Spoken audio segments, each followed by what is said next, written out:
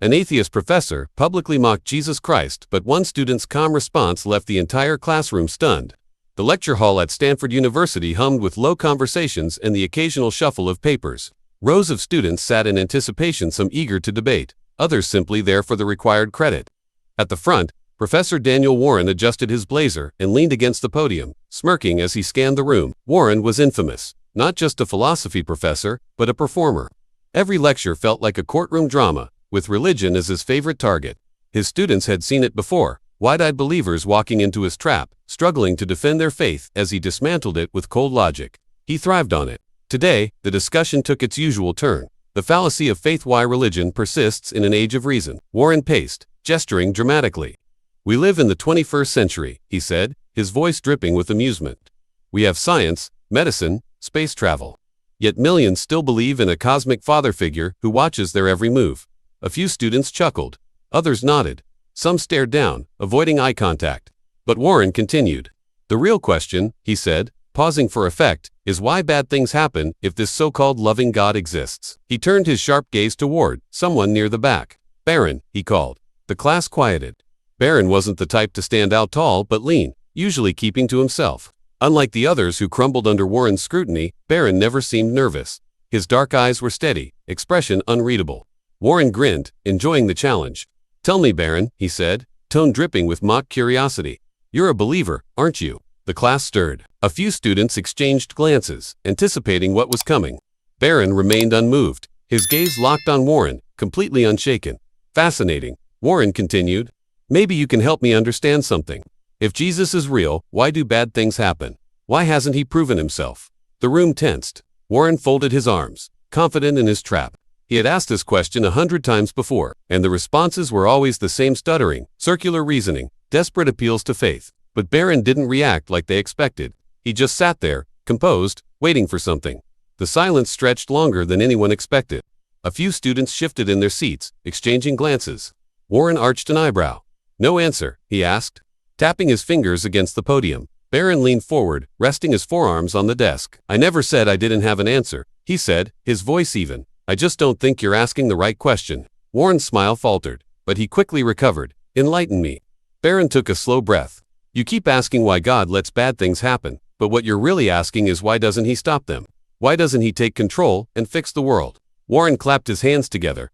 "Exactly. Now we're getting somewhere." He pointed at Barron. "Let's say I'm on a train track, and a train is coming toward me. You have the power to stop it, but you don't. What does that make you?" Barron tilted his head. "Are you saying we're all tied to train tracks?" Laughter rippled through the room. "You're using a loaded scenario," Barron replied. "Life isn't that simple. People have free will. If God intervened in everything, we'd be puppets." Warren chuckled. "Free will, the classic escape." He paced. "So, if a child dies or a man loses his wife in an accident, is that just free will?" Barron sighed. "You're mixing up human choices with suffering. Some things happen because of people's decisions, others remind us that life is fragile." Warren grinned. "Fragile, random, chaotic, no divine plan, just chance." Barron shook his head. "Suffering doesn't mean life has no meaning." The class was quieter now, even the ones who had laughed. Why does anything good happen? Why do people love, forgive, sacrifice? If the world is just chaos, why fight for something better? Warren paused, unsettled. The usual rhythm of the debate had shifted. Barron continued, challenging the assumptions.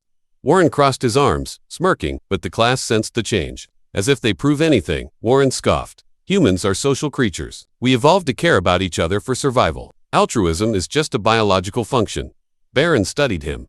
"All right, let's test that. If everything we feel love, kindness is just chemicals in our brains, what happens when someone ignores that wiring? When they choose to be selfish, to hurt others?" Warren smirked. "Then we call them immoral."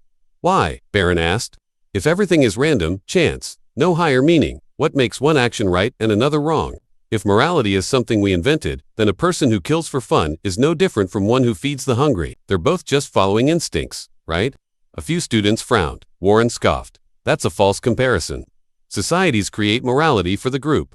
We punish murder because it destabilizes the community." "So, morality is just whatever works for the majority?" Barron asked. Warren shrugged. "More or less." Barron let the words hang. "Then was slavery moral when the majority supported it?" The room fell silent. Warren's expression hardened. "That's not what I said." "But it's what your argument suggests," Barron replied.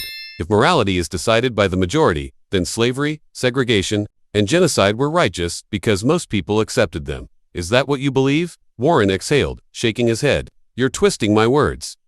Morality evolves. Barron nodded. And what makes that progression possible? If right and wrong are human-made ideas, why do we instinctively feel some things are wrong, no matter how many people accept them?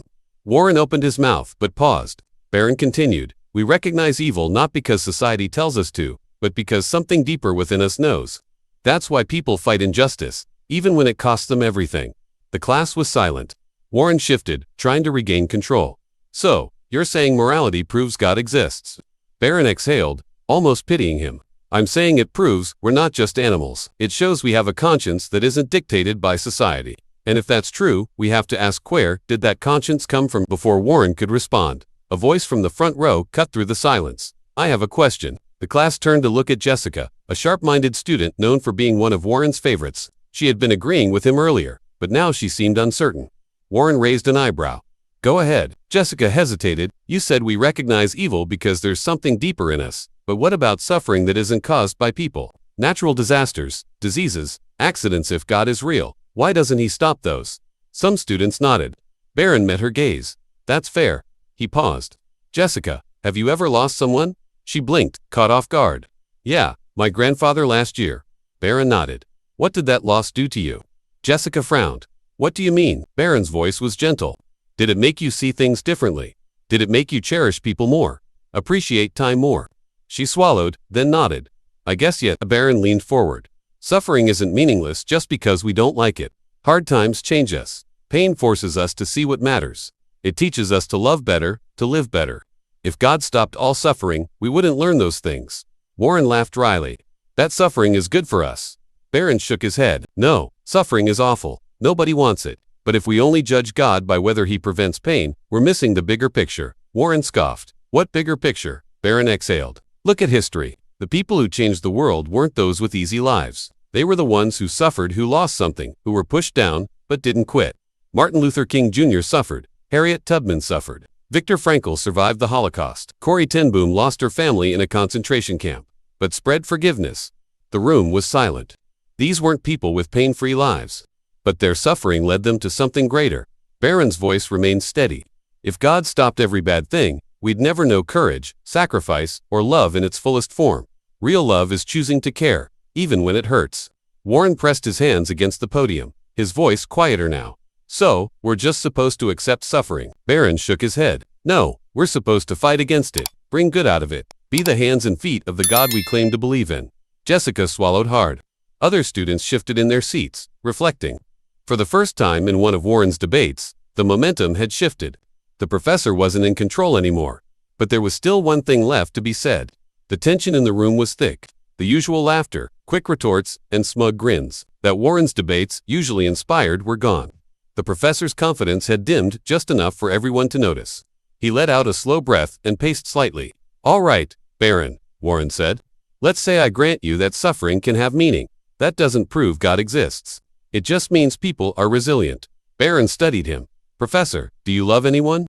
Warren frowned. What, do you love anyone? A family member? A friend? The professor hesitated. Sure, of course. Barron leaned forward. Prove it. Warren tilted his head. Prove that you love them. Barron's tone was even. Show me love under a microscope. Put it in a test tube. Weigh it, measure it, define it using scientific data alone. Warren crossed his arms. That's ridiculous, is it? Barron asked. You just admitted love exists, but you can't prove it scientifically. You can't see it. The only reason you know love is real is because you experience it, Barron continued. And that's exactly why I believe in God. I see him not through a microscope, but in the way he changes people. Warren's mouth opened slightly, but no words came out. Barron stood, gathering his books as if nothing had happened, calm and unbothered. Professor Warren simply said, I'll see you next class.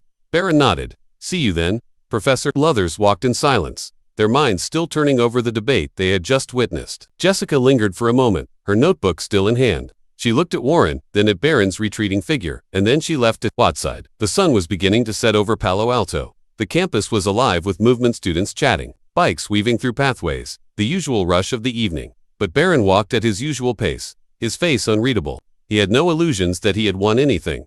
That wasn't the point. He knew people wouldn't walk away from that lecture instantly converted. He wasn't trying to force belief on anyone, but he also knew something had changed, maybe for just one student in that room. Maybe even for Professor Warren himself. Faith wasn't about winning arguments. It wasn't about proving things under a microscope. It was about seeing the world differently. Barron knew he couldn't make anyone believe, but he could make them think, and sometimes that was enough. If this story made you think, share it with someone who needs to hear it. And if you want to see more stories like this, don't forget to subscribe.